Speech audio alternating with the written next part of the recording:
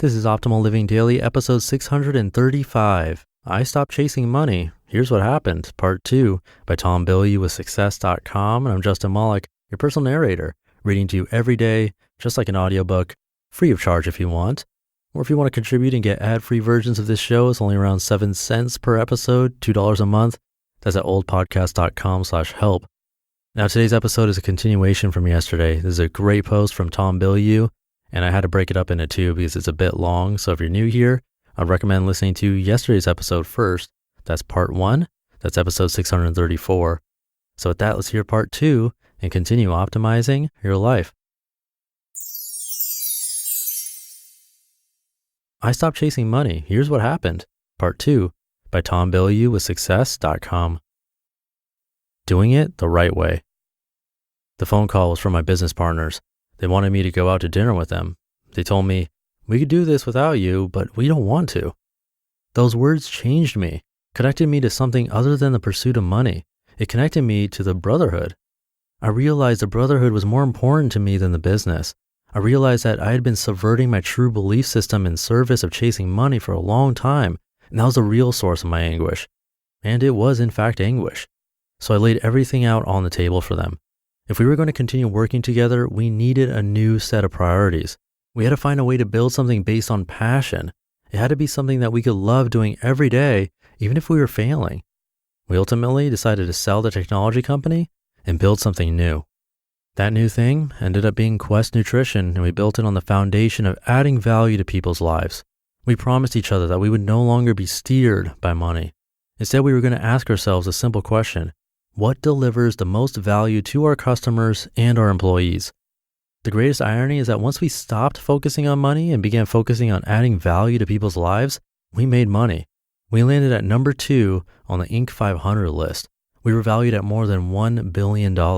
In fact, Quest has made more in a single day than our previous company made annually. Best of all, we were having fun. New priorities. Even as chasing money had begun to erode me, it was still abundantly clear that learning to think and act like an entrepreneur was the most profound transformation of my life up until that point. I had shifted from a fixed mindset to a growth mindset. If you've seen the movie The Matrix, you know what I mean when I say I took the red pill.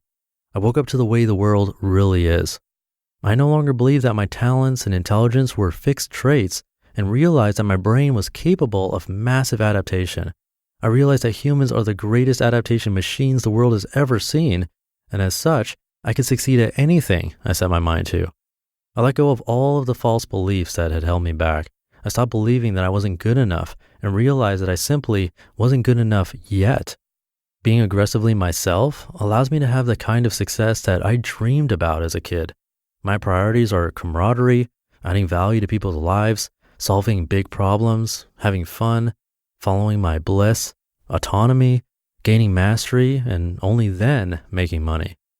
Now that I know what I care about, what makes me feel alive, and how I can monetize being of service to others, I've never had more fun or felt a deeper sense of fulfillment. Some days are still big baskets of suck, but it's easy to fight through those days because I know what I'm fighting for.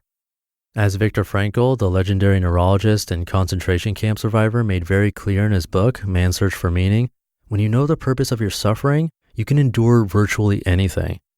Once I learned money makes a terrible why, I swapped that out with gaining useful skills and put those to the test in service of something larger than myself. Only then I found I could work unbelievably hard, harder than I've ever worked, and absolutely love and enjoy my life. Know thyself. There's no one path to heaven. My story is but one of many stories of people who have found the thing that works for them. I don't think the specifics of my story are important, but the one thing that I hope you take away from my trials and tribulations is that you can make the demand that you not only succeed at the highest level, but that you enjoy the process of what you're building. There doesn't need to be a conflict between who you are at your most honest and vulnerable and building a big business. We're living in a time when the kingmaker traits are authenticity and transparency. Identify what makes you come alive. Figure out how you can deliver an obscene amount of value to people. Remember that fun is a critical part of the equation, and always push yourself to improve. Do that, and the money will follow. If you want six-pack abs, though, you still have to suffer, but that's a whole other article.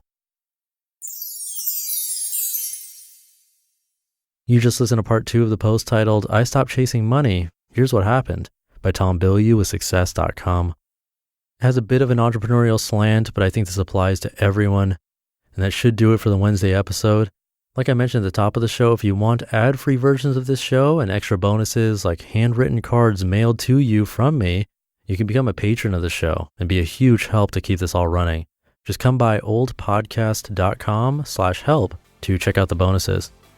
Have a great rest of your day. I'll see you in tomorrow's show, where your optimal life awaits. Hey, this is Dan from the Optimal Finance Daily podcast, which is a lot like this show, except more focused on personal finance.